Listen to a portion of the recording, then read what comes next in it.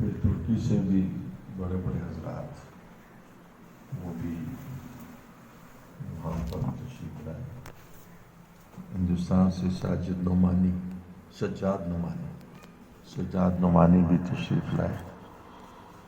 4 دن میں انہوں نے 2 دن ایکسکلوسیولی حضرت مولانا مفتی ابوالباب صاحب کو عنایت فرمائے، اور وہ ان کی جو فقہ میں ہدایہ میں مہارت دیکھ کر تو دانگ رہ جاتے تھے، اور فرماتے ہیں کہ 8 10 گھنٹے کا سیشن چلتا، اور درمیان میں شرب و چائے اور وہ بھی وقفہ ہوتا.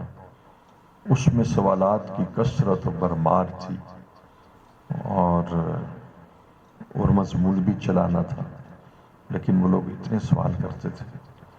تو فرمایا کہ 2 دن کے بعد پھر انہوں نے ڈگریاں وہ سند دی، پارٹیسپیشن کی کہ کورس میں شمولیت ہوئی. تو وہ ایک تو پاکستان سے حیران تھے کہ پاکستان میں ایسے ایسے علماء ہیں. تو لینگویج تو عربی کی تھی، اور دوسرا وہ حضرت کے فقاہت اور سمجھانے کے انداز سے، ان کی تدریس کے فن سے حیران تھے. اور تیسرا وہ حاضر جوابی کہ جس کے ساتھ سوالات کے جواب دے کر مطمئن فرماتے تھے.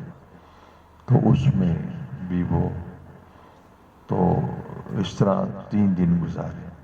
اب اس میں جو کمال چیز تھی وہ 3 چیزیں جو علماء دیوبند کی شان ہے وہ میں آپ کو بتاتا ہوں.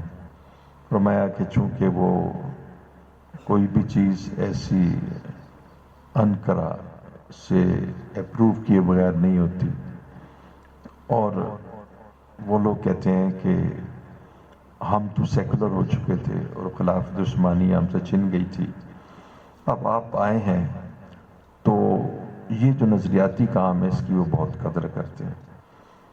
جو وہاں پر اس وقت شامی مہاجرین ہیں اس کو اردگان نے اور دوسرے لوگوں نے پھولوں کی طرح رکھا ہوا ہے. ان کے جو بچے یتیم تھے ان کے لیے جو عمارات بنی ہے وہ 5 سٹار ہوٹل کی طرح ہے، اس میں رکھا ہوا ہے. جب پوچھا گیا کہ آپ نے اس پر اتنا پیسہ کیوں خرچ کیا، تو انہوں نے کہا کہ ہم نے کہا ان بچوں کو کوئی احساس کمتری نہ ہو. اور ایک عجیب بات ہے کہ ہم چاہتے ہیں کہ انہی بچوں میں سے کوئی محمود غزنوی نکلے اور کوئی محمد بن قاسم نکلے، تو ہم ان کو وہ احساس کمتری میں نہیں رکھنا چاہتے، لہذا وہ 5 سٹار ہوٹل کی طرح ان کے وہ چیزیں رکھی ہیں. اچھا، اس کو وہ بہت اہم سمجھتے ہیں کہ ان لوگوں کی مدد کرنا، اور یہی وجہ ہے کہ اس کی دعائیں اردگان کے پاس ہیں. اور دوسری چیز یہ ہے کہ وہ فرما رہے تھے کہ اس چیز کو تو وہ بہت اہمیت دیتے ہیں، لیکن اس سے بہت زیادہ اہمیت وہ نظریات کو دیتے ہیں. یہاں نظریات سے مراد یہی ہے کہ وہی خلافت عثمانی ہے، اور یعنی اسلام کی نشأت ثانی ہے. تو جب ایسے فنکشنز ہوتے ہیں تو وہ اپنے بڑے بڑے وہ بتا رہے تھے کہ یہ 5 سٹار ہوٹل اور پلازا تھا، اور انٹرنیشنل سٹینڈرڈ کے مطابق.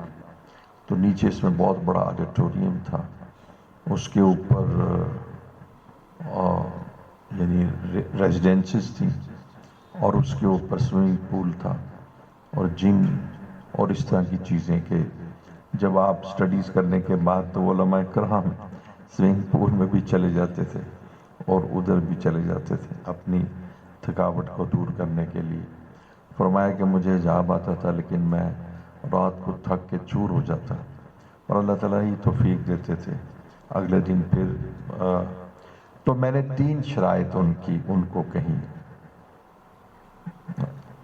3 شرائط یہ تھی کہ ان کا طریقہ ہے کہ وہ مووی بناتے ہیں کہ میری مووی نہیں بنے گی، اور وہ مووی جو ریلے ہوتی ہے انقرہ ریلے ہوتی ہے. وہاں پر یہ چیز ہے کہ صرف آپ اپنا عنوان بتا دیں جس عنوان پر آپ نے بیان کرنا ہے، اور اس کے بعد وہ یعنی آپ جتنا مرضی اس ٹائم لے لیں اور بیان کر لیں۔ پورے اسٹے کے دوران وہ جو پلازا تھا، حالانکہ ایک تھا پرائیویٹ آدمی کا، اس نے 1 روپیہ نہیں لیا۔ اس میں 125 کے قریب لوگ شرکا تھے، کھانا بھی عمدہ تھا، ہر چیز عمدہ تھی، اور یہ بھی کہا کہ آپ جب بھی تشریف لائیں یہ پلازا آپ کا ہے، اور بس ہمیں 2-4 ہفتے پہلے اپنی ارائیول بتا دیں، اپنی آمد بتا دیں۔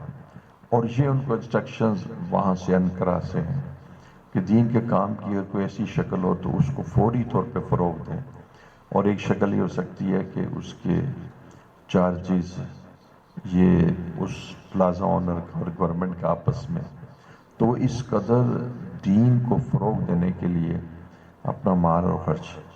تو فرمانے لگے کہ پہلی میری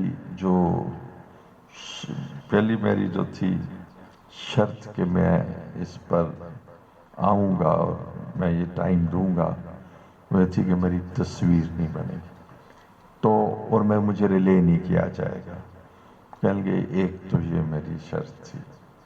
دوسرا انہوں نے کہا کہ مجھے ہدیہ نہیں دیا جائے گا، میں ہدیہ قبول نہیں کروں گا۔ یہ بھی علماء دیوبند کی شان ہے۔ اور تیسری یہ شرط یہ تھی کہ اخیر میں نا ہدیہ تو علیحدہ ایک ٹرافی سی دیتے ہیں، کہتے ہیں اس میں اس قدر فوٹوگرافی ہوتی ہے، اور چونکہ پوری دنیا سے لوگ آئے ہوتے ہیں، تو وہ فرمان لگے کہ میں نے کہا مجھے ٹرافی بھی نہیں دی جائے گی، اپریسیشن ایکنالجمنٹ کہ آپ نے کام کیا، یہ تو تھی نا ٹرافی، وہ ٹرافی بھی میں نے لوں گا، اس کی تقریر دعا۔ ہاں ایک اور بات بڑی بس کی میں بھول گیا، وہ بڑی عجیب بات ان تینوں سے زیادہ ہے۔ ایک تو انہوں نے کہا کہ مجھے ہدیہ نہیں میں لوں گا، انہوں نے ہدیہ نہیں دیا، مطلب میرے یہاں کام کرنے کی شرط یہ ہے کہ میں ہدیہ نہیں لوں گا۔ اچھا کہتے ہیں میں اپنی جگہ سے جب آتا تو جتنے وہاں پارٹیسپینٹ تھے، جب وہ مختلف جگہوں پر ٹھہرائے ہوئے تھے، تو وہ جب آتے تو آفیشل گاڑی کے اوپر آتے۔ اچھا میں نے کہا میں آفیشل گاڑی بھی نہیں لوں گا، میں اپنی گاڑی پہ آؤں گا، تو میں ان کی آپ سے۔ دوسرا ہے کہ جو لوگ اس طرح آئے تھے ان کو وہ حکومت نے ان کے ٹکٹس کو بھی پرووائڈ کیا، ان کا کہ میں اپنے ٹکٹس پہ آؤں گا۔ ٹکٹ یہ میں نے آپ کو بتانا تھا، ہمارے علماء دیوبند کا اخلاص، انما الاعمال بالنیات، کتاب بدالوحی بخاری شریف کی پہلی حدیث۔ تو یقین جانیے گا کہ وہاں سے جب چلے، یہاں سے تو اپنے پیسوں سے چلے، وہاں قیام کیا، اور اس کے بعد جو ادھر کیا، تو جو بڑی عجیب بات ہے نا وہ میں آپ کو بتاتا ہوں۔ یہ بات ہو گئی کہ میری وہ فوٹوگرافی نہیں ہوگی، میں چھپوں گا نہیں، یہ بھی ہوگی کہ مجھے ہدیہ نہیں دی، اور یہ بھی ہوگی جو اخیر میں ان کے ٹرافیز کا جو تقسیم کرنے کا نظام ہوتا ہے، پھر اس میں اس کے بڑے بڑے یعنی ایجپٹ کہہ رہا ہوں نہیں، ترکی کے جو اکابر بڑے لوگ ہوتے ہیں نا، بڑے بڑے شیوخ، وہ آ کے نا، کیونکہ ہم تو سارے مہمان ہوتے ہیں تو وہ دیتے ہیں، تو انہوں نے کہا یہ مجھے یہ بھی نہیں کیا جائے گا۔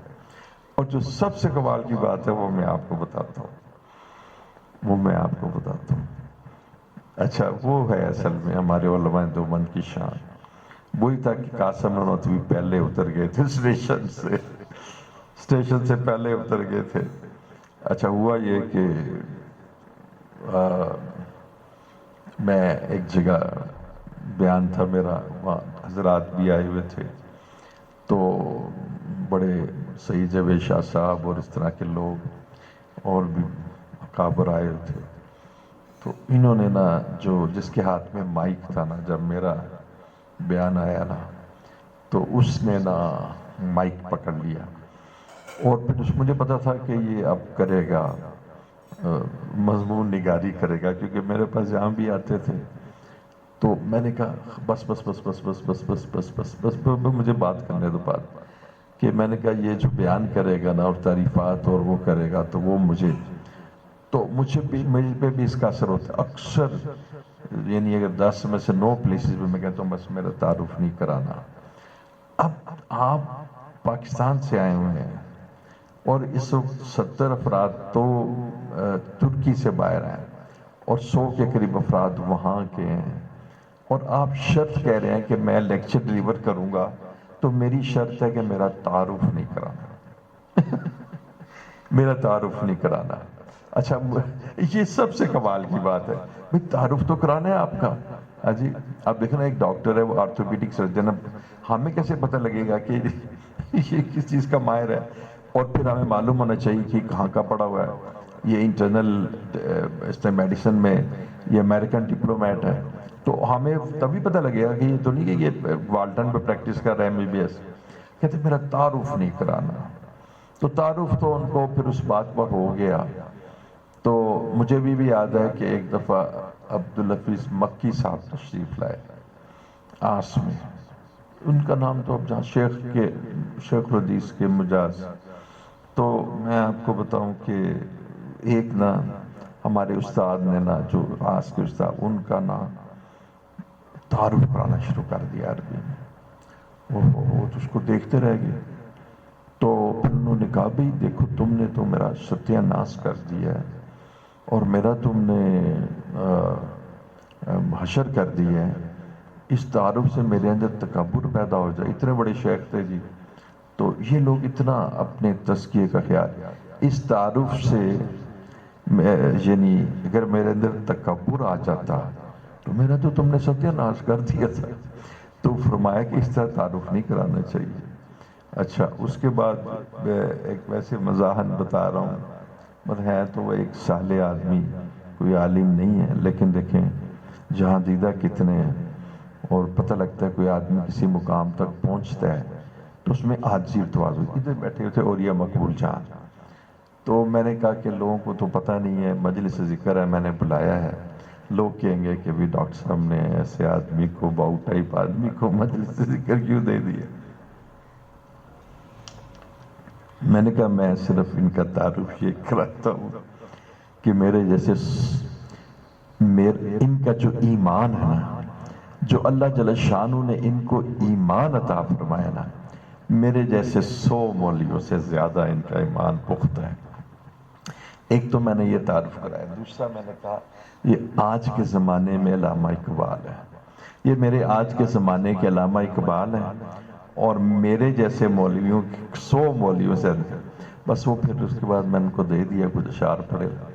اب حضرت نے نا ابتدا میں ہی نا شرک کے جو خفی ہے، ریا جو خفی چلتا ہے، وہ بیان کر دیا اور کہا میں اس قابل نہیں ہوں، ڈاکٹر صاحب نے مجھے یہ عزت دی ہے، لیکن اگر میرے اندر تکبر آ جاتا، یہ ہو جاتا۔ انہوں نے کہا کہ ایسے نہیں کرنا چاہیے۔ ایک مطلب جرنلسٹ نے اور ایک اینالسٹ نے، ایک اینکر نے اس قدر کمال مطلب میرے اس کا ریئیکشن دیا،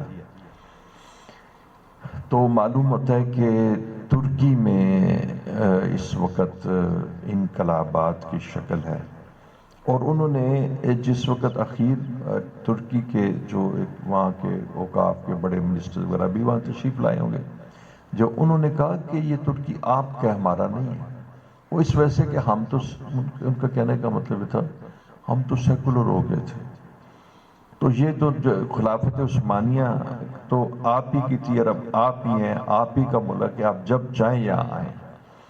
تو انہوں نے دین کے یعنی اردگان نے دین کے فروغ جو ہے نا، اس کے لیے نا جہاں اس کو شکل نظر آتی ہے ان علماء کی قدر کرتا ہے۔ دوسری جو کمال بات حضرت مفتی صاحب فرما رہے ہیں، ایک تو افغانستان میں وہ سود فری نظام کو قائم کر رہے ہیں، سود فری وہاں بھی جا رہے ہیں، اور وہاں پر قیام بھی ہے، اور وہ آپ نے پچھلے دن دیکھا بھی ہوگا امیر المومنین کے ساتھ تصویر آئی تھی کہ وہ جی، تو وہ سود فری جو نظام ہے اس کو قائم کرنے کے لیے تک عثمانی صاحب دامن برکاتہم کے زیر سایہ وہ سارا قائم۔ اب دیکھیں چونکہ وہاں پر مزاحمت نہیں ہے، انشاءاللہ وہ قائم کرنے میں کامیاب ہو جائیں گے، وہ قائم کر، اور میں تو یہاں تک سوچتا ہوں کہ ہمارے اوپر حجت بن جائے گا۔ میرے ذہن میں ایک بات ہے پتہ نہیں کیوں یہ مجھے نہیں معلوم کہ یہ بات کیوں میں کہہ رہا ہوں کہ جو کینیڈا ہے نا، یہ ایک وقت میں آ کے نا سود فری اکانومی پہ آ جائے گا۔ کینیڈین پریزیڈنٹ اس بات پر اگری کرتا ہے، اور وہاں کے جو اکانومسٹ ہیں وہ بتا رہے ہیں کہ آئندہ جو پروگریس ہوگی اور جو میکسیمم بینیفٹ اور جو ملے گا وہ اسلامک ونڈو سے ملے گا، اسلامک ونڈو سے ملے گا۔ تو یہ تقی عثمانی صاحب اس دور کے بہت بڑے مجدد ہیں جنہوں نے ہمیں سود سے بچایا ہے، اور اسلامک فائنینس انہوں نے نام، یہ تو اسلامک فائنینس ہے لیکن مجبوری کے درجے میں اس کا نام بینک رکھا ہے، انہیں بینک نہیں ہے، تو شرعی اسلامک فائنینس کا ایک طریقہ ہے۔ اب اس کے اوپر لوگ آ رہے ہیں، ایم فل کر رہے ہیں، پی ایچ ڈی ماسٹرز کر رہے ہیں، تو ادھر بھی وہ یہ چاہتا ہے کہ ہمیں ہمارا نظام جو ہے نا وہ بدل دیا جائے۔ اور ایک اور بہت بڑی خبر انہوں نے بتائی جو پچھلے 74 سال 70 ایئرز سے نہیں ہو سکی، 74 یعنی پاکستان جب سے بنا، کہ اس وقت ترکی کے ساتھ تجارتی معاہدہ طے ہو گیا۔ یہ انشاءاللہ پاکستان کے لیے بڑا عمدہ ہے، اور اس کے لیے ایک باقاعدہ تقریب میں پرائم منسٹر جو ہے اس پہ سگنیچرز کریں گے۔ اس کے اندر بھی شیخ کی کنٹریبیوشن ہے، اس کے اندر بھی شیخ کی کنٹریبیوشن ہے، اور اردگان چونکہ یہ چاہتا ہے کہ پاکستان کی جو روٹس ہیں وہ مضبوط ہوں، تو پریزنٹ جو معاشی بدحالی کو دیکھ کر اس نے پاکستان کے ساتھ، یعنی اس کے جو اس کی جو فنکشننگ ہے، جو کام کرنے کا طریقہ، وہ نظریاتی ہے، کانسیپچل۔ وہ دیکھتا ہے کہ اس وقت یعنی اسلام کو قوت اور تقویت کہاں سے پہنچے گی۔ لہٰذا وہ بتا رہے تھے کہ 70 سال اس دوران کبھی کامیابی نہیں ہوئی پچھلی گورنمنٹ، یہ پہلی دفعہ تجارتی معاہدہ جو ہے نا طے ہوا جس کی وجہ سے بڑا بینیفٹ پاکستان کو بھی پہنچے گا اور ترکی بھی اس میں نفع حاصل کر لے گا۔ تو اصل میں آدمی چاہے صوفی ہو، چاہے آدمی کے ہاتھ میں تسبیح ہو، چاہے تبلیغی ہو، یہ کیسے ہو سکتا ہے کہ اس کے اندر لوگوں کی محبت نہ ہو اور لوگوں کی خیر خواہی کا جذبہ نہ ہو؟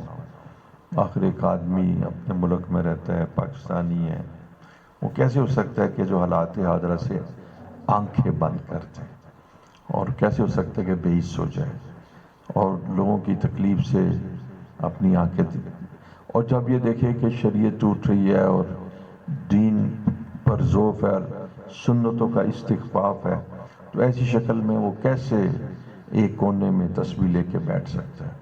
اس کو بھی تو اپنا رول پلے کرنا ہے۔ ہم یہ اپنا رول پلے کر رہے ہیں اسلامک پالیٹکس کے ذریعے سے۔ ہماری اسلامک پالیٹکس آج بھی، وہ شہباز آئے ہوئے تھے تو میں کہہ رہا تھا، انہوں نے کہا کہ میں ایک جگہ پر، مجھے فضائیہ میں خطیب ہوں، تو وہاں میں نے کچھ لڑکوں کو جو اے لیولز کے اسٹوڈنٹس ہیں وہاں ان کی کلاس بنا دی ہے، قرآن سکھاتا ہوں، اور پھر کچھ بچے قرآن کے حفظ کے لیے آ گئے ہیں۔ یعنی کہ اب یہ کام کرنے کا طریقہ ہے کہ یہ جو لوگ ہیں، جو دنیا دار لوگ ہیں اور جو عصری علوم سے اس کو حاصل کر چکے ہیں، ان کو دین سکھائیے، اور علماء کو کہیے کہ تم تقوی اور پاک دامنی اور پاکیزگی کے اندر اور تزکیہ نفس میں کمال حاصل کرو، اور اس کے ساتھ ساتھ جو علم تم نے پڑھا اس میں رسوخ حاصل کرو۔ تو رسوخ فی العلم اور تزکیہ نفس، بس یہ دو چیزیں تم کرو گے تو معاشرے میں تمہیں پذیرائی بھی ہوگی اور کام کرنے کی شکلیں بھی پیدا ہوں گی۔ اور آگے تم جو کام کرو وہ یہ ہے کہ جب تمہیں کوئی دنیا دار اس طرح کا کوئی پڑھا لکھا پروفیشنل کوئی آدمی، تو ان کو دین سکھا دو، ان کو دین پڑھا دو۔ تو ہم نے اس طرح کے شارٹ کورسز بنائے ہوئے 6 ماہ 8 ماہ، تو میں اس انتظار میں ہوں کہ اللہ تعالیٰ پورے شہر میں اس کو پھیلا دے۔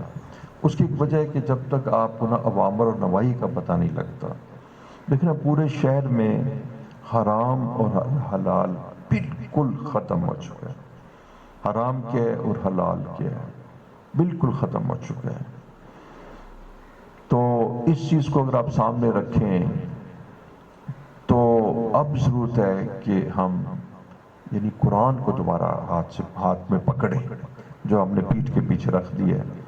اس قرآن کے فروغ کے لیے پھر ظاہر ہے کچھ اس کے لوازمات ہیں کہ کچھ اس کے قواعد اور ضوابط ہیں کہ قرآن پہلے لوگ پڑھیں اور پڑھنا صحیح کریں. اس میں ناظرہ قرآن پڑھیں. بہت سارے مکاتب کھل چکے ہیں اور دینی مدارس کے طلباء بھی یہ کام کر رہے ہیں. اس کے ساتھ ساتھ پھر اس کی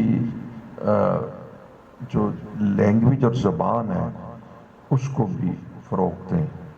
اس کو ختم وہ بتا رہے تھے ابھی حضرت فرما رہے تھے کتاب انہوں نے دکھائی.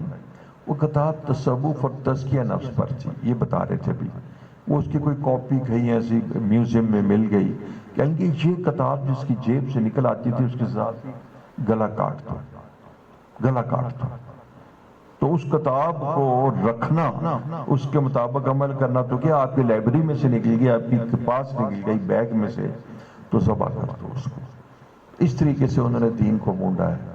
تو ابھی دین کا کام بھی اسی طریقے سے ہی ہوگا کہ ہم یعنی اللہ تعالیٰ سے مدد مانگتے ہوئے جو قرآن کی لینگویج ہے زبان عربک اس کو سمجھیں اتنی کہ قرآنک عربک ہم سیکھ لیں اور وہ ہمیں آ جائے. اور تیسری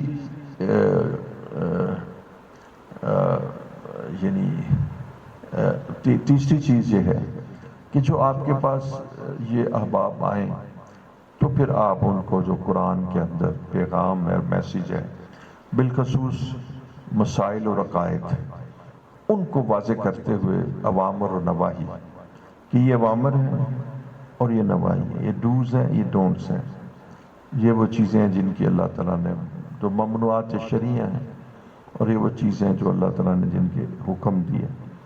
اب اس کی تفصیلات جب تک عوام تک نہیں پہنچیں گی اور عوام بالکل اس کو نہیں جانتے. مثلا میں آپ کو ایک عجیب بات کہوں, آپ کو بڑا تعجب ہوگا. مجھے ایک ساتھی آیا اور کہنے لگا میں یونیورسٹیز میں پڑھتا ہوں اور ادھر بھی میں نے لڑکوں کو غسل جنابت کا نہیں پتا, سبھی جوان ہیں. اب یہ تو دیکھیے یہ تو ایسی چیز تھی کہ چلو اوامر اور نوائی تو ایک چیز ہے جو سمجھنے کی ہے, لیکن یہ تو ہر بندے کے اوپر لازم ہے. اچھا اور عجیب بات ہے نہ ماں باپ نے سکھایا, اساتذہ کہاں سکھائیں گے. تو اس لیے شہر میں بالکل جہالت پھیلی ہوئی ہے.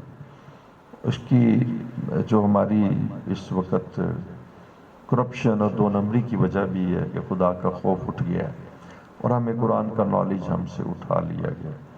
تو اگر علماء نہ ہوتے تو یہ شہر میں بالکل لوگ درندے بن جاتے.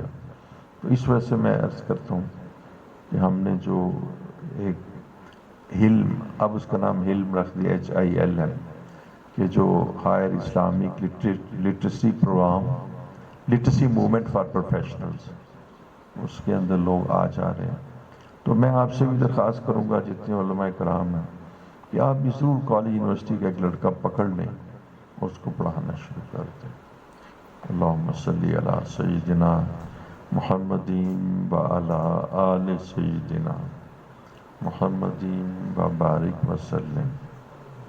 اللہم صلی علی سیدنا محمدین وعلی آل سیدنا محمدین وبارک وسلم.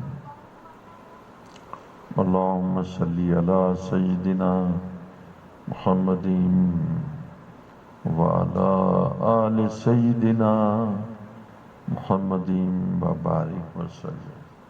اللہم صلی علی سیدنا محمدین وعلی آل سیدنا محمدین وبارک وسلم. اللہم صلی علی سیدنا محمدین وعلی اللہم صلی علی سیدنا محمدین وعلی آل سیدنا محمدین وبارک وسلم. اللهم صل على سيدنا محمد وعلى آل سيدنا محمد وبارك وسلم. اللهم صل على سيدنا محمد وعلى آل سيدنا محمد وبارك وسلم. اللهم صل على سيدنا محمد وعلى آل سيدنا محمد وبارك وسلم.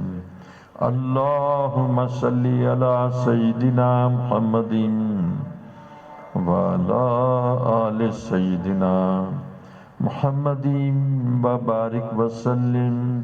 اللهم صل على سيدنا محمد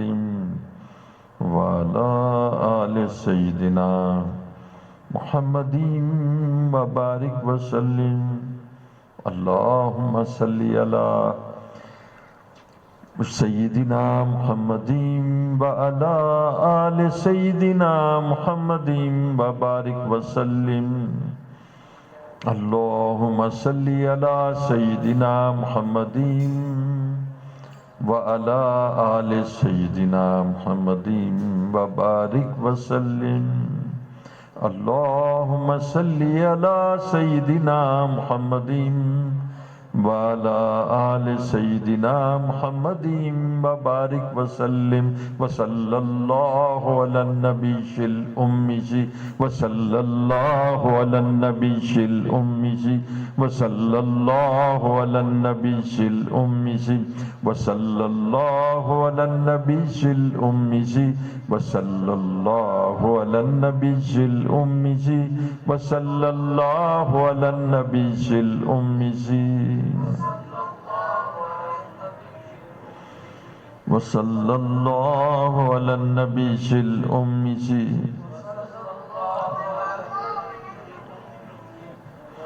وصلى الله على النبي الأمي وصلى الله على النبي الأمي وصلى الله على النبي الأمي وصلى الله على النبي الأمي وصلى الله على النبي الأمي وصلى الله على النبي الأمي